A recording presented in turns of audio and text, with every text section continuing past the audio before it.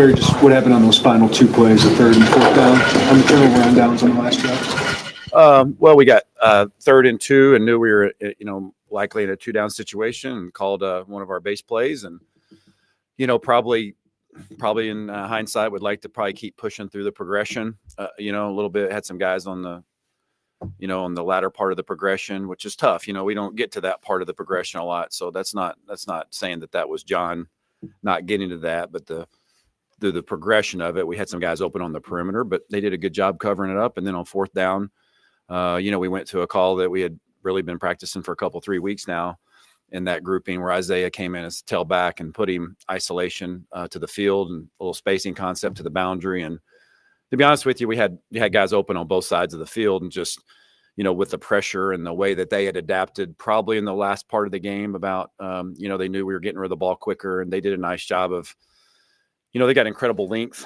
on the perimeter, and you could tell that strategically that was something that was coached into them, an adjustment. You got to tip your hat to them in that regard. They just said, hey, we can't get there. Let's get big and get our hands up. And, we threw right in the line of sight, and they knocked the ball down. And, obviously that's, a disappointing way to end the game when you have a chance to, it's 3rd and 2, and to be able to keep the drive going. I think we all felt, based on what had happened previously, we're going to go win the game, especially when we blocked the extra point. We just didn't get it done right there in that situation. Those being batted down, is that something you feel like was exclusive to like what they're able to do personnel-wise up front, or is it something on film that you looked at and maybe need to correct on your end going into I think it was probably unique to probably an adjustment they made during the game because of how quickly we were trying to get rid of the ball. And they do have incredible length at the end spot. And, and John is, it doesn't have incredible amount of height, back there. But that has not been an issue. It reared its head during the game a few times. And obviously it reared its head at a very inopportune time for us to not get a chance to get the ball off. But yeah, we got to do it. We got to do some things. I can do some things to help combat that a little bit, to help, plaster that a little bit better and get hands down. That's a big point of emphasis in general when we do the quick game, but we got to do a good job of helping our guys with that. What would you like to see out of John in the final game? Well, I mean, I would like to see, obviously him go out on a high note, along with all of our other seniors and guys that have, whether they've been in the program for 1 year or been here for many years before I got here, or any of us as coaches got here, or guys that Coach B brought in through the transfer portal, or whatever that may be, whoever's playing their last game. We want those guys to go out the right way in this stadium. So I don't feel any different about John as I do the other players on the team, but obviously, John's given us a spark down the stretch. I thought he competed really hard the other day during the game against an incredibly good defense, and gave us a chance, put us in position to give us a chance to win. There's obviously, as always, there's some plays that you want back. And that's going to happen when you play, 75 plays against an opponent like that, put a lot of pressure on you. But we want him to go out on the right way with a W, and that's going to be a great challenge. What have you seen out of Luke responding to, obviously, John getting to play here, Barry? Yeah, I mean, that's never easy. And we talked at length about it last week. It's a very unusual circumstance. Luke had been finding his stride and playing his best football of the year, and it helped us win some games in critical fashion. And so I think he was feeling good about where things went, but he also is very smart and understands what we saw and what had happened with John, and understood that was just a tough decision. And sometimes you have to make tough decisions as a coaching staff. And we felt like it was the right one for that. We still feel that way. And he's been supportive of John. And I think he's been able to take it take a step backward, or take a step back, I should say, and evaluate, how he'd been playing, the things he had doing well, and things that maybe he can improve on. And so we're really challenging him in that area. And I think he definitely took to that. He was ready to go last week. He was glued into the game plan, tuned into it. And, obviously we felt great about him being ready to come in and help us win the game if needed. Not that one is better than the other, but how is it different calling a game for John than Luke as a play caller? Well, I mean, yeah, there is some differences. Obviously, Luke's probably a little bit more on the athletic side, and there's a little bit some more things that you can do, in that regard. And then John's a little bit more of the quicker, decisive side that is, basically going to make it his decision, and he's going to make it the right decision. He's kind of one of those guys. And so there's a spectrum there that I think we've learned pretty quickly. I have pretty quickly from a game planning and a game calling standpoint, what he likes, what he doesn't like. So that's not really a challenge for us at this moment, but John's like, hey, he's very defined with me. Hey, I like this. I don't like this. Let this rip, and let it call it. And I love it. Oh, I don't like it. I like that feedback from him. He does a really nice job. And that's what you expect from an older guy. This has been around and he knows what he wants. And he's very clear to communicate that with me. Nick Vidunzo's fallen into a pretty critical role here. We haven't seen a whole lot of him. What can we expect from him at running back? I love Nick. I mean, he's, the first spring that I was here, based on the health situation of our backs, I can't remember what it was back then, honestly, but Nick got a lot of carries against that great defense, that we had of all those guys that are playing in the NFL, and then he did it again in the fall. He carried, because we were trying to protect maybe the guys that we perceived to be a little higher up on the depth chart. We gave him reps because he needed them, and it helped us function offensively. And he really earned my respect during that time because he was consistent, always did the right thing, ran hard. And when he went in the game the other day and I saw him go in there, it didn't even phase me, or I didn't even flinch about what I was calling, what I couldn't call, because I knew he could execute the things that he needed to be able to execute, and feel very confident in him being able to do that. Be clear, when you guys decided to go to John last week, was it you knew it was going to be for the final two, or did the decision for him to go against Northwestern get made on Saturday? Coach and I really didn't even talk about that. I mean, I think once we, decided that we were going to go with John, we fully expected him to compete and play at a high level and against Iowa. And then we really didn't talk about, the game after that so much, but I think we all felt like the hand that he had been playing and the way he'd been playing, he was going to give us a chance to beat Iowa and give us a chance to beat Northwestern. And I thought the way he competed and the way he played certainly backed that up.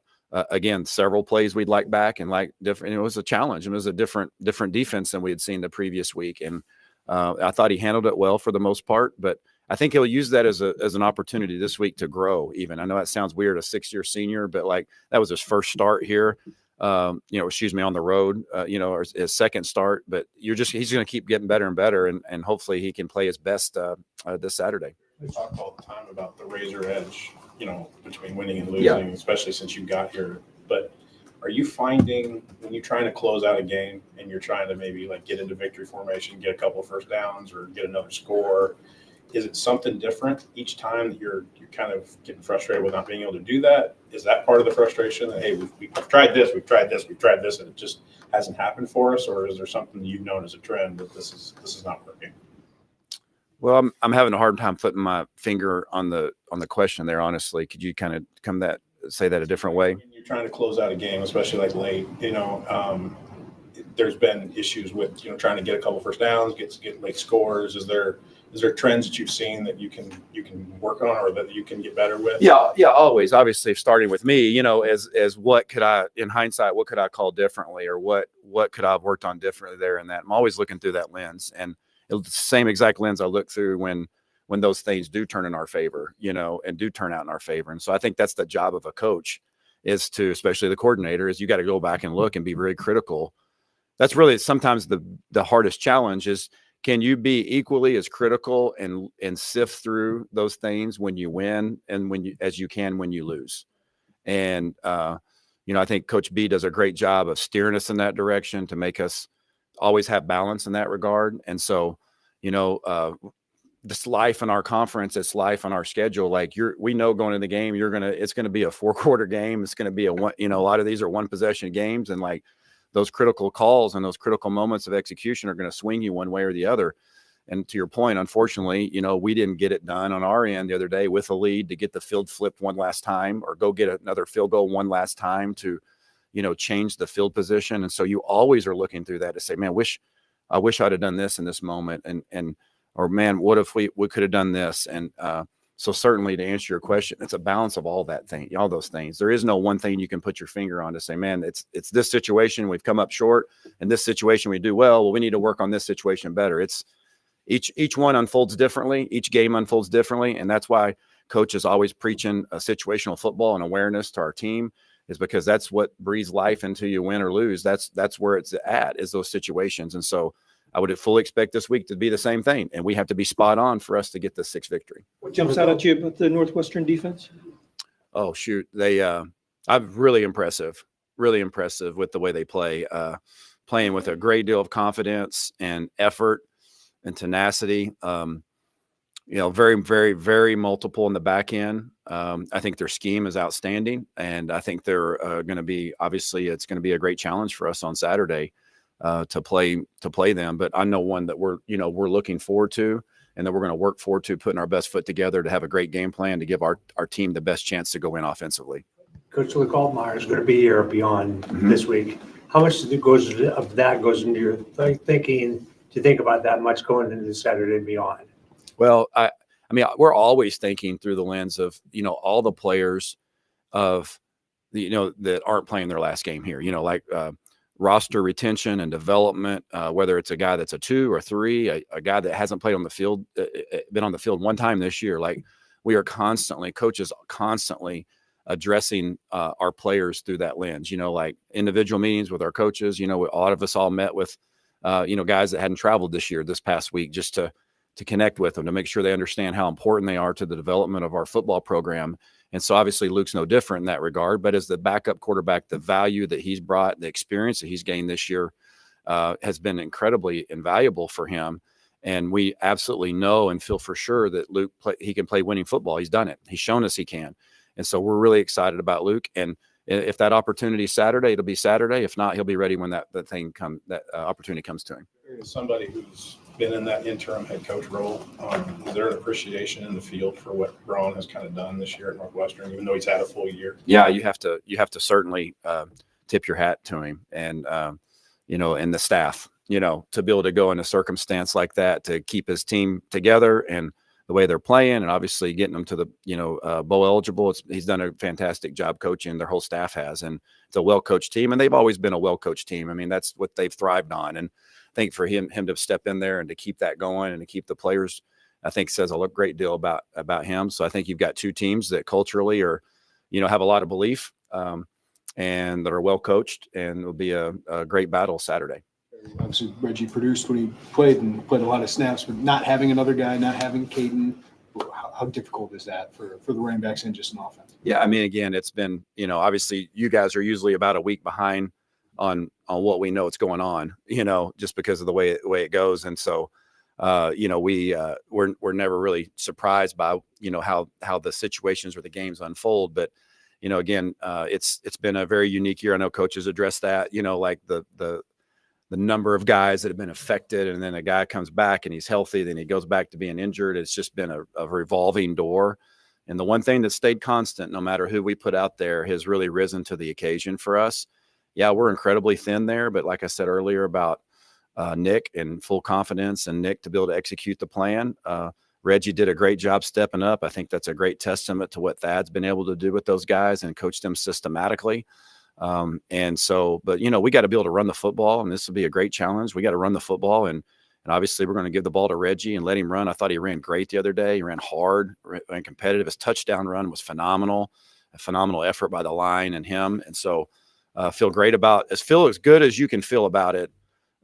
Despite the circumstance. It's been a rough year for those, forget us, think about those individual young men,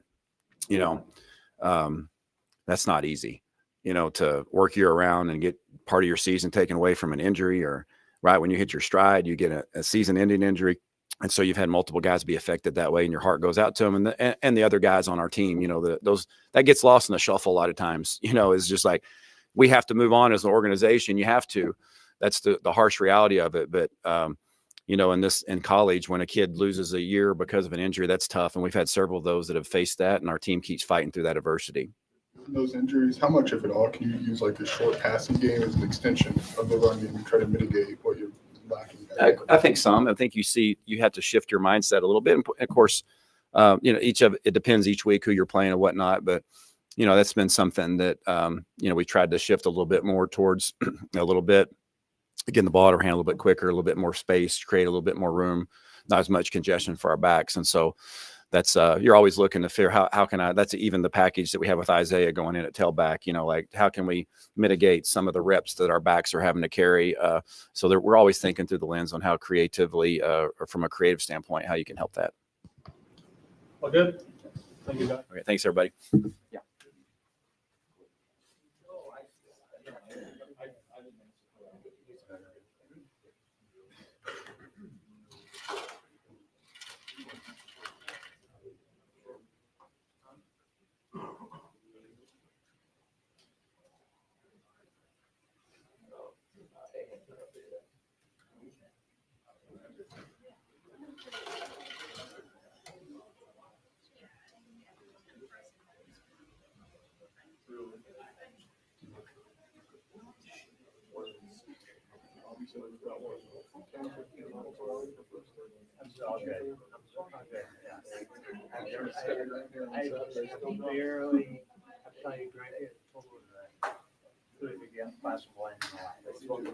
No, actually, I'm talking about that last weekend. That's. All right, guys, we'll get started with questions here from Coach Henry. What's going on, fellas and ladies?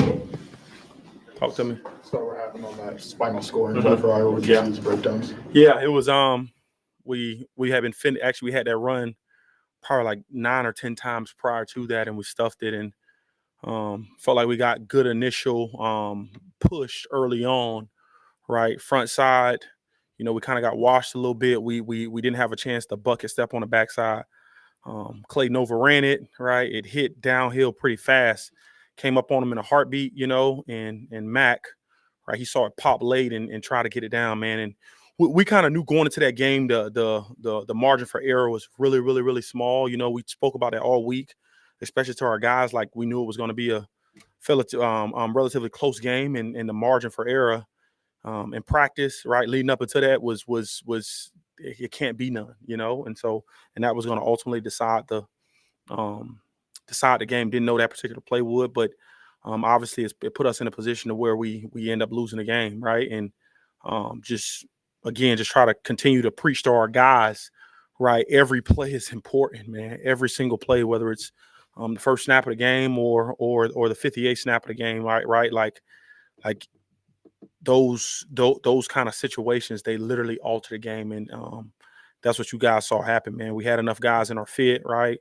We overran it. Probably could have got a little better push on the backside, right? But we had fit that run up several times prior to that, and you know, it was a couple of negative yard gains. It was a couple of 0-yard gains. So it obviously sucks that it popped, you know, because we hadn't. I think prior to that, they were under 100 yards rushing, and they obviously put them over and ultimately gave them the score to go ahead and take the lead. So you've had injuries in the secondary, but some veterans you've counted on seem come out of the game for some younger guys. Yeah. What's led to some inconsistency for the veterans? Yeah, I think part of it, man, is I mean, although some of those guys are veterans, right?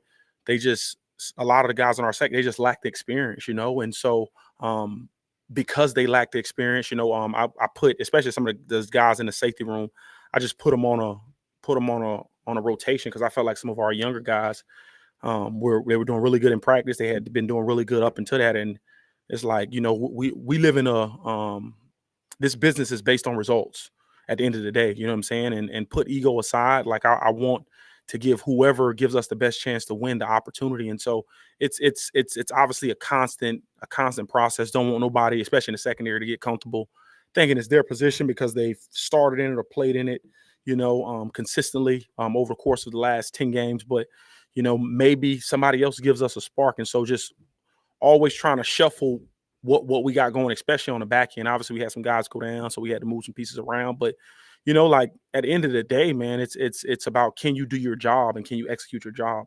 And if you can't do it, at a high level, you know, we have to shake things up a little bit. And that's no slight to you or where you're at. It's more so like what's going to help us win, right? We have a mantra in our building, like put the team first, right? And putting the team first may mean that maybe you take the first handful of snaps and you're on a rotation now. Maybe it means that you're coming off the bench, right? And every week, right, because of our extremely young secondary, every week it's a tad bit different. So, you know, I'm basing a lot of that off what I see in practice. And if guys have good weeks of practice, which I think for the most part has occurred, if it's a younger guy, then that's what it is. And if it's not, then we'll kind of keep going with that same rotation. But at the end of the day, it's about results. And if I think a guy is struggling to get it done, right, I don't want to put him in jeopardy to where he can't have success. And so if that's a conversation on the sideline or a conversation after the game, I know this, I can't wait till the game is over, right, to decide, okay, well, this is what we're going to do when I could have made an adjustment within the game, and especially if I felt like it was going to give us a chance to win. Is there a common denominator with the pass interference, a technique thing or approach thing, or? It's a couple of things, right? It's one, I think it's based on that ref's discretion, right? Two, obviously we're teaching our guys to get their head around. Like that's been a big point of emphasis, to get their head around, make sure they're looking for the ball.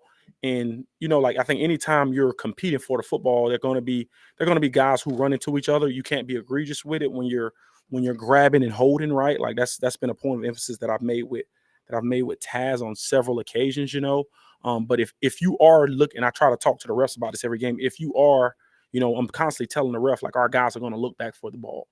Like we're teaching them once they're in phase to look back for the ball, right? So because they have the right of way to the ball as well. And so we just got to continue to do a better job at it. We got to continue to preach it. We got to continue to work it.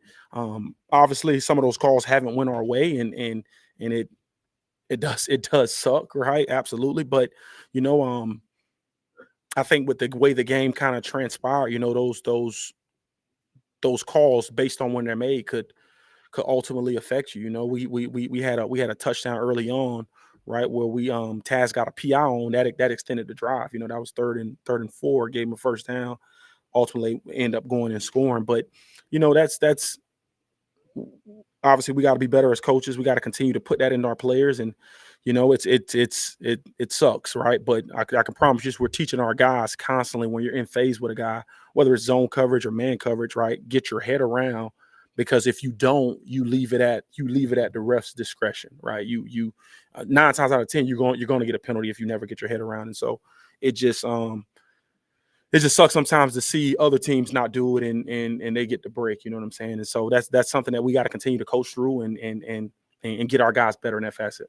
Aaron, to dovetail what you were talking about with your secondary, especially your safety group, how do you go about coaching up a Clayton Bush this week where he comes out to us and says, I whiffed. They got a 30-yard touchdown because I whiffed and it's my fault. How do you coach that kid up? No, I mean, Clayton, what I love about Clayton is extremely accountable, man. He was obviously crushed after that, and I think when you have players like that, like that's what you want. You want them to take accountability. You want them to own up. You know what I'm saying? And that's, this ain't Clayton's first football game. You know what I'm saying? Like, tackles are going to be missed, right? We had other opportunities to get the ball down, right? That's why I think it's the ultimate team sport, right? Although he missed it, right? We still had other opportunities to get that ball down. You know what I'm saying? And so I think you coach that up by doing what you've been doing.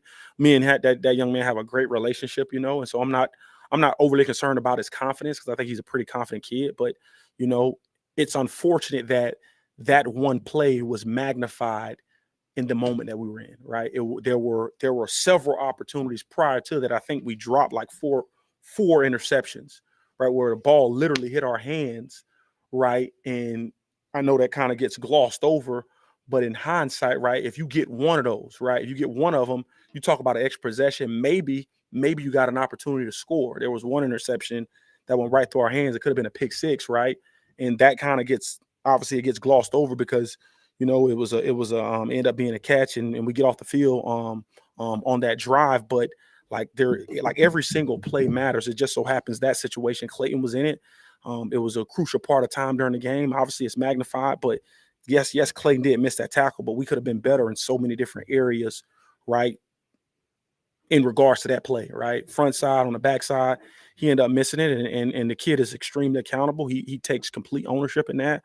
Right. And as his coach, I take complete ownership in it. And so we got to be better, right? Because we got to go out and get this one. We're playing a really good football team. And you hope that not just Clayton, but the guys behind him, the younger guys, can learn from his experience, right? Xavier had one last year versus Purdue, and man, he was crushed. It was a completion for a first down on third down, right? He lost leverage of a guy, and it was a defining moment for him, which I think he learned from. And so you hope that the guys who are behind him and around him can learn from those situations and be better in the future, Well, about Northwestern's offense. I think one thing I will say, I think they're playing very inspired football, man. I mean, everybody kind of knows what went on in the offseason, and I think that they're just rallying behind their football coach, and they're playing together. They're playing fast. They're playing physical. Right. They do some things on offense that have created a lot of explosive plays for them. They move a lot of pieces. They bring guys in, certain personnel groupings. And so I think what makes them really unique is that they have the ability to run the ball extremely well, and they have the ability to throw the ball down the field. They're a pretty balanced attack, and I think all of it's controlled by their quarterback. They have a couple of them who they utilize in different packages. And so I think anytime you're playing a team like that, it's going to be imperative, right? One, right, obviously we stop the run, and two, we take the ball away. It's no secret that I think teams are gonna. I've been saying this the last couple. I think teams are gonna naturally try to throw the ball against us, right? Who wouldn't when you got some really dominant dudes up front, right? And so we have to obviously be good on the back end, have a good plan in place for the back end, and put our guys in a position to be successful, and not just take the ball away, but not get penalties as well. And obviously, when you bring JUCO guys like Caleb Patterson, Prince Ford, you want to make an immediate impact. What's their progress this fall? Yeah, well, like for young men like that, right? Everybody's process is completely different. I think anytime you bring a young man from a junior college, your goal and intent is for him to come in and play, right? But there may be some strength things that he has to work on in the weight room. There may be some things that he has to get over in terms of learning and processing the system and processing the new life of being on a campus and Division I football. And so I can tell you this as coaches, man, we never try to put players in position where they're going to fail, and I know you guys had a chance to see Caleb Patterson out there this past weekend. That was just because of a buildup of, he was on a look team. He had done some really good things on a look team, and we felt like, from what we saw on the look team, like, okay, we think this guy can give us a chance, especially with Toby.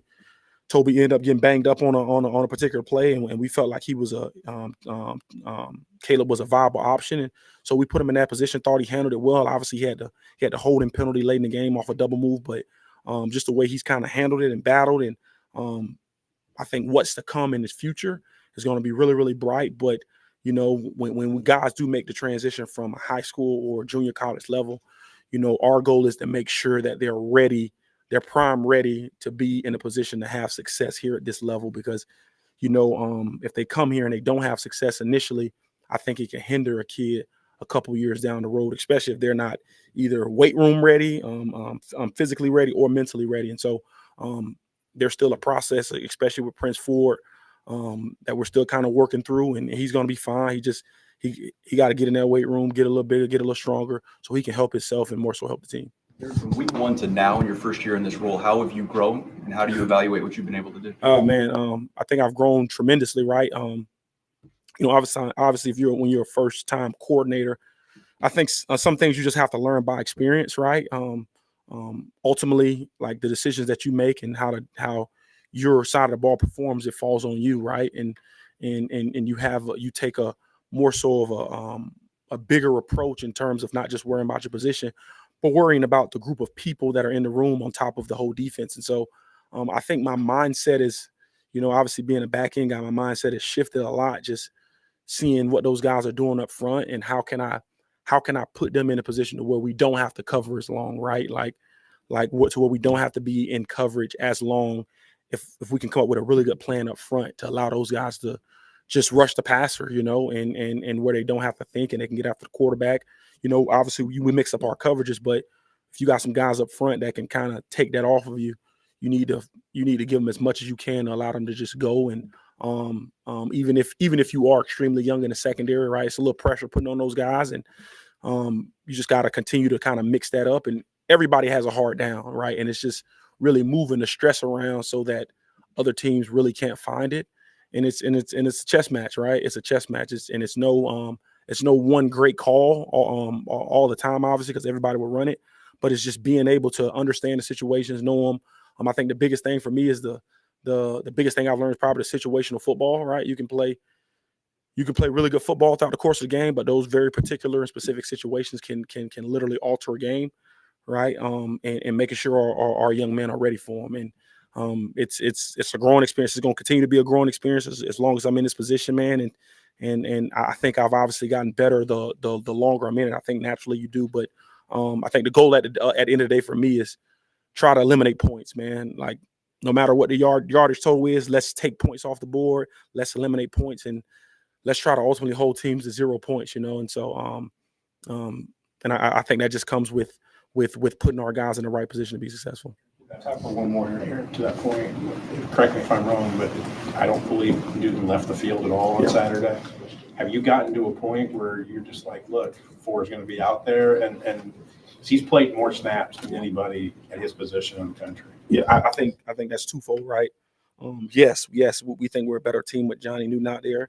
The other thing is Johnny don't want to come off the field. Johnny does not. Johnny's different, right? Johnny's different, right? And if we felt like it was gonna affect him, it was gonna affect us as a defense, right? We would obviously bring him off. And I know we did last game a couple of times. He had a chance to get a break, but that cat don't want to come out. He's just wired different, man. Like I said, we did a study last year. The longer he plays, the stronger he gets. He's actually been more productive, the more snaps he's taken, which is insane, right? But we know we're a better defense when he's out there. I think he knows that, and he don't want to come off the field. And so if there was ever any drop in his production or any drop in us defensively, obviously we would pull him off and get him a break. And Coach J-Mo does a really, really good job in monitoring his guys and monitoring him specifically. But I think at this point in time during the season, right, we got to do what we got to do to try to go out there and win. You're finding that, like, on play 50, he's even better than he is on play yeah, and he is, man. He is. I mean, in terms of his pass rush, for sure, he's still strong at the point of attack. He may occasionally, do something that he isn't supposed to do, but that can happen on the second play of the game. Whether he plays back on a routine down block or later in the game, but he'll do that every now and then early in the game. Obviously, we don't want it, and that's been a point of emphasis for all our guys up front. But that cat is special, talented wise, and as long as he's here and as long as he feels good to go, we're gonna try to keep him out there. Obviously, if he felt like he was tired, Coach J-Mo has a good sub rotation where guys can come in and supplement where he is and how he's playing. Thanks, Thank you, guys. Happy Thanksgiving.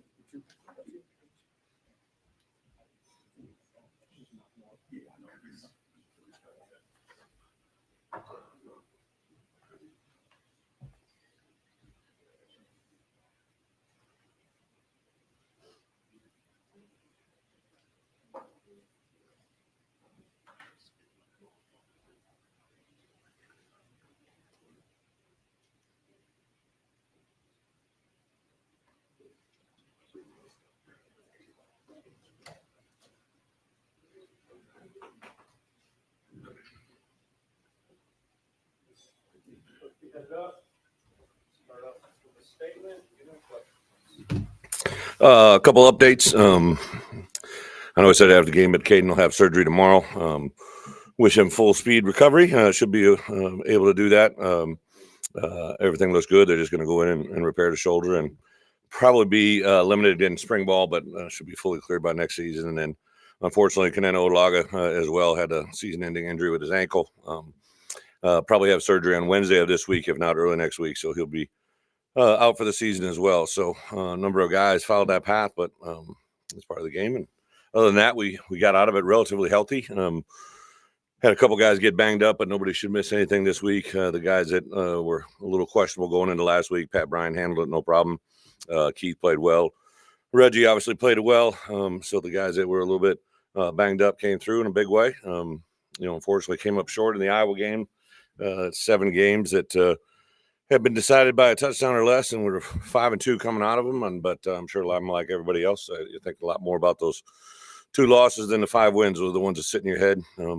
Obviously, a very good Iowa team. Like I said after the game, gave them a tough game. Just weren't able to close out, and they were. So to win a game like that, you got to play flawless for 4 quarters, and we weren't able to do that. So this week, Northwestern, obviously a trophy game, a rivalry game. When I came here, they'd won 6 in a row. So the first thing we talked about was respecting Northwestern, what they've done, and obviously a transition in the coaching staff, but more of the same from them. There's very tough physical team. Got playmakers on both sides of the ball. Guys that are very, I think, in tune with what they're doing right now. You see that I think they, similar to us, they've won 3 of their last 5. Obviously, the last 2 with Wisconsin and Purdue, they're playing their best here at the end of the season. Also this weekend, we'll honor 24 seniors, guys that are going to go through the ceremony, but there are some guys that are going through this year's ceremony that were in last year's ceremony. So it's kind of the wave of today that we're in. I went back to our bye week, had conversations with some guys that, could potentially be in that window to move on to the NFL or end up their playing career a little bit shorter than what they're allotted. So a lot of those conversations have already taken place, but a lot more will come next Sunday. Sunday, Monday, Tuesday. We can't go out on the road until next Thursday. So we'll have it's actually a nice little window of time where you can get a lot of good conversations in, but we're going to put everything into what we can this week. It's obviously Thanksgiving break for our fall break for our kids. So there's no classes this week. So it does allow us to play with the schedule a little bit. They have today off. We have to abide by that rule, but there's no 20-hour rule this week. So we can get a little bit of extra prep time and obviously, they've got 11 games on us, and we got 11 games on them, so a lot of film to get through. So with that, I'll open up for questions. How well do you know David Braun? Is there something about his approach you think that has allowed him to take, a tough situation and turn it into something positive? Well, I met him briefly at Media Day, but obviously when he got hired, we began to do our research and what he'd brought and what he'd done.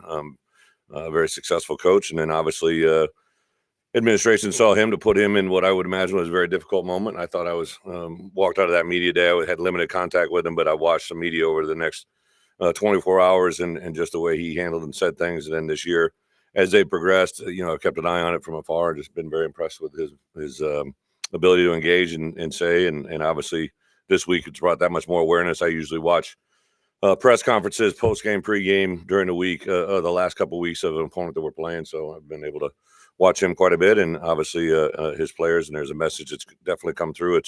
They believe in improving every day, and that's exactly what they've done. What would be the significance of making a bowl game for second straight year for your program? Well, it's a great point. Obviously, I think when we came here, we talked about being in postseason play every year, and obviously last year being able to achieve it. I wish this year we were at a number where that already happened, but obviously it hasn't. So it's a part of this week, but I think, setting the message last night with our guys to play in a rivalry game, to know what we've done the last 2 years and the streak that they had before that. Every game is what it is. I think this, to have a hat trophy game is kind of a cool thing. I think that's what's really appealing to the Big Ten. So there's a lot of storylines and sublines, but that's obviously a big one as well.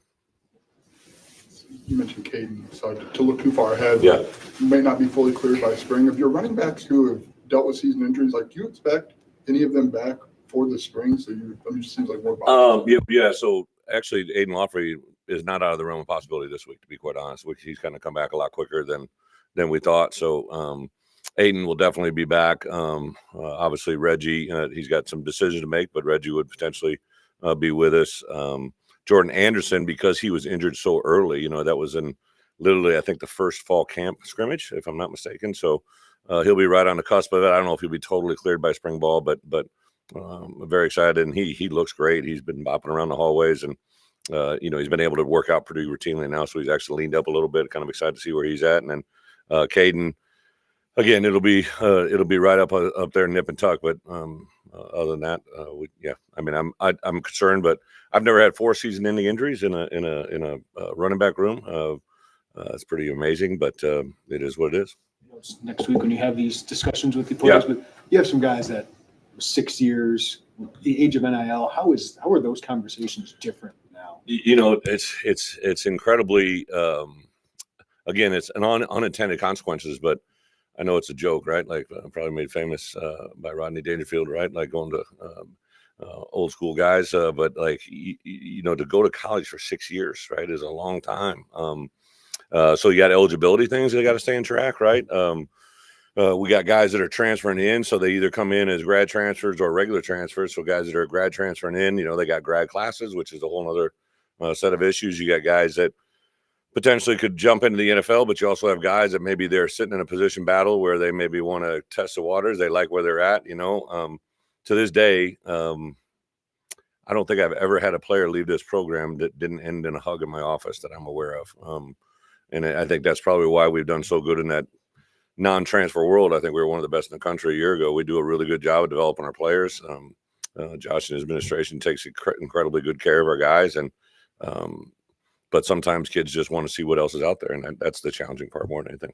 About guys that could come back and not enter the NFL too, like that. Right. What's that conversation like? Yeah, Tip Ryman, Isaiah Williams.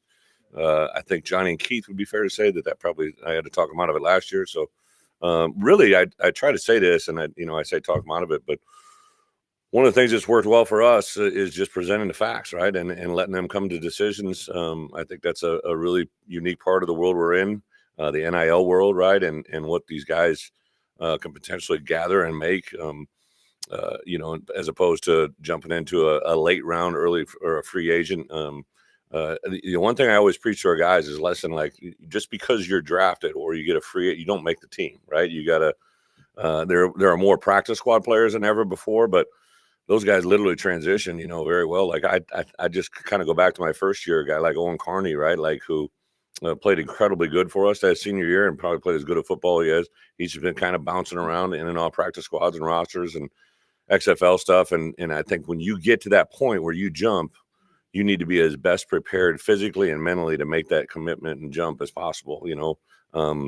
Tony Adams was a highly sought after free agent. Now he's a starter. And I know he broke his hand last night, but like we've had probably a higher batting percentage of guys that have gone as free agents and made it in the league at any time in my career. Like Jake Hansen, Tony Adams, I know him, Palcho, Tommy DeVito.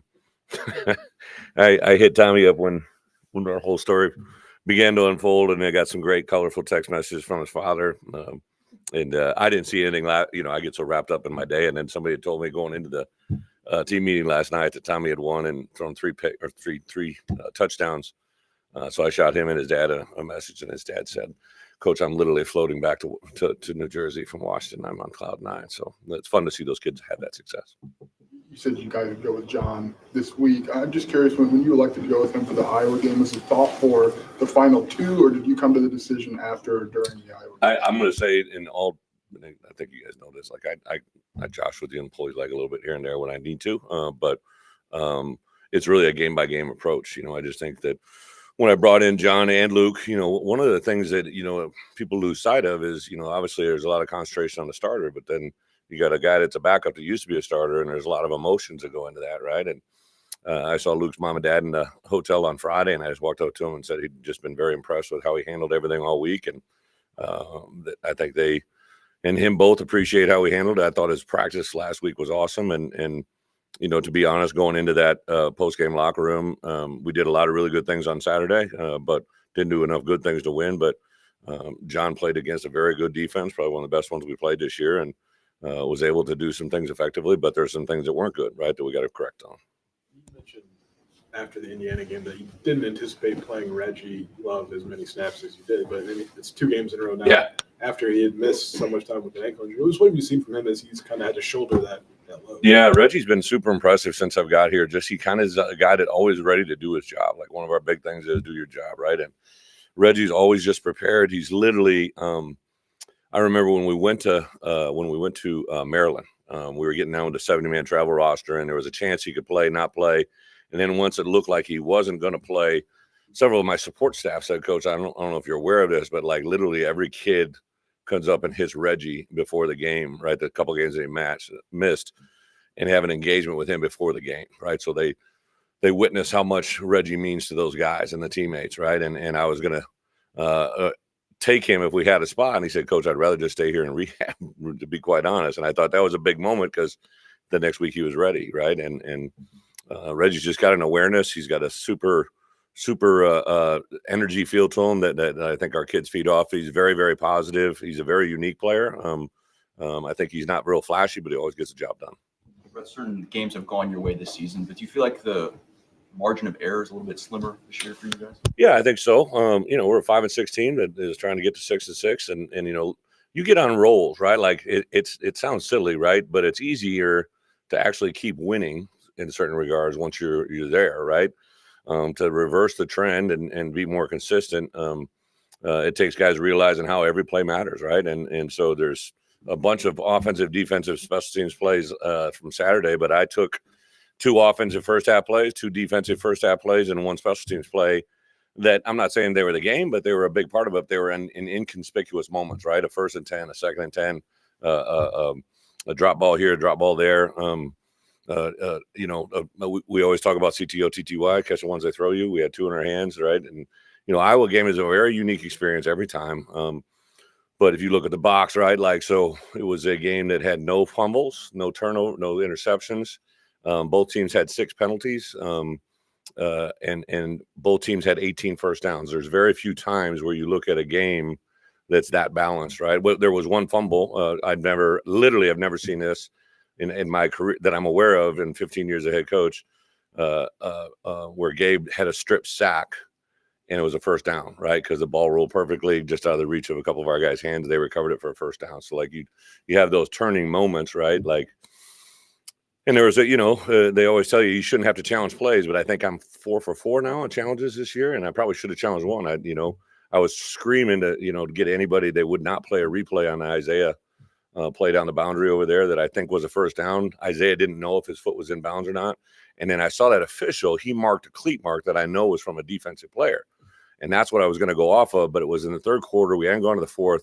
And I try to always save my challenges for the second quarter and fourth quarter, just because and I needed it, right? That was they ruled that one a completion that would have taken it from 3rd and 19 to a 2nd and 9, right? And you just wish they were on it a little bit better. I actually called timeout and let them review it because I thought if they could pick it up, they would. And, in hindsight, I don't know if they would have changed it, but it was very, very close. And then obviously glad they overturned the other one. If I'm not mistaken, he did not leave the field on defense No. on Saturday. Can you, having played the position, having coached the position, talk about how not normal that is and just how Aaron said you've done stats on how he's as good or better on play 50 than he is on play 1. Yeah. He has a demeanor. The other guy coached like that was, and they're totally different players, but JJ Watt was a much more effective second half player than a first half player. And I think it's because of their intelligence. They understand what a guy is doing, pass sets. Johnny's football IQ is through the roof. Him and Keith both, they're very talented, 2 of the best D linemen I've ever had concurrently at the same time. And the thing that really separates me for both of them is they're just super high football IQ intelligence. They really understand the game. They see things before they happen.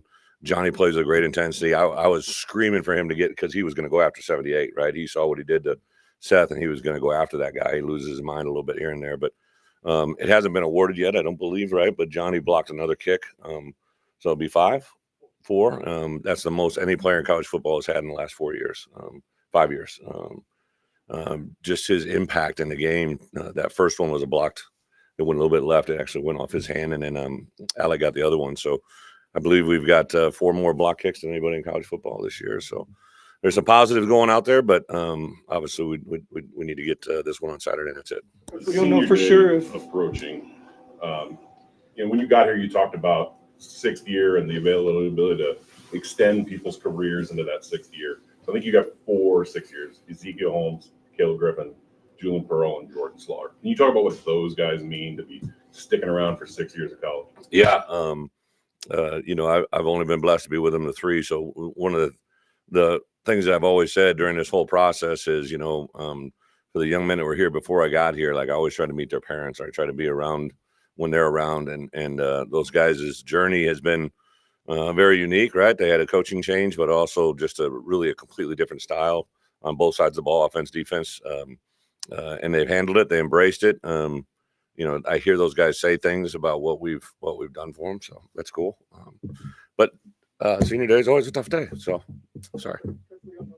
Why'd you do that, Rob? If this is going to be the last home game for Isaiah Williams, but if it is, what was his impact on the program, kind of on and off the field? Well, I think that the great thing about Isaiah is, as a head coach, I've really learned from him. Just the whole transition of his position, you felt that was coming. He's one of the few guys that I've been around that transcends both locker rooms, offense, defense. He's obviously involved in special teams. When I got here, obviously him and Corey had a strong past, right? So Corey kind of let me in on his, background, his history, and what he'd been through. Really, last December, I had a chance to sit down with his mom one-on-one and hear a little bit more. And then I know his dad was here for Dad's Day. I think that was the first game he'd been back for. So there's a whole sets of journeys that Isaiah has been through that have nothing to do with the football field that I think is going to propel him to something special in life. I think he's going to have a really good opportunity to play at the next level, whether it be this year or next, but he's got some things inside of him that you can't really put a price tag on just the way he lives his life. Aaron talked about learning on the job, his first year as defensive coordinator. How have you seen him handle this? How have you tried to help him in his first year of doing something completely different? Yeah, it's a different role. I think one of the things I've really hired a lot of in-house coordinators in my career. In theory, Paul Christ was with in-house because he was already there, and I grew up with him. I was the D coordinator, he was the O coordinator, so that was my first touch of it. And then I hired Mike Hankwitz, who had been a long-time guy, and then I replaced him with Dave Dorn, and I replaced him with Chris Ash. So I've done this quite a bit, and one of the things I've enjoyed is usually a coordinator is in the making. If you see somebody, and I identified who that was with Aaron, I know a lot of people thought it was go a different direction, but I knew what I was going to do. And this year has probably been one. We were in my office till almost 1 o'clock last night. I know his wife with 2 new baby girls probably doesn't appreciate that, but I had pulled out 38 plays from the game that I really wanted to talk through with him. And on game day, I'll make certain suggestions, but usually I'm either going ahead or on a special teams conference with Dish on 3rd down. So I'll have an input, but I'll usually get on and say, well, what are we doing, right? So there's a lot of retroactive learning in these games, but also Friday nights are big nights, how we play the game. Aaron is extremely intelligent. Like as a play caller, there are very few times where he'll say they're going to do this and it doesn't happen. Like he literally, but now we got to get better at making sure we know how to defend. He knows what he's going to see and get our players to do it. We've been, a team done all year long because of injuries, kind of hodgepodging guys together. And it's been tough for him in that regard, but I thought he's handled it very well. And I think it's a great indicator of what we can be. I really like that room. Our outside players, I've been bragging on Charlie for a long time, but our outside edge players played really good on Saturday. And I think that's more of a sign to come, Zeke, Seth, Alec, and a couple of these young guys. That whole room could be back. And Seth, I think, leads the Big Ten in sacks now, if I'm not mistaken. So a really impressive group that I think is going to get better and better. And then Dylan Rosiak, I would say since game 3 or 4 has probably been one of the most impressive linebackers I've been around at that age. I think he could be a very special player in this program. Thank you.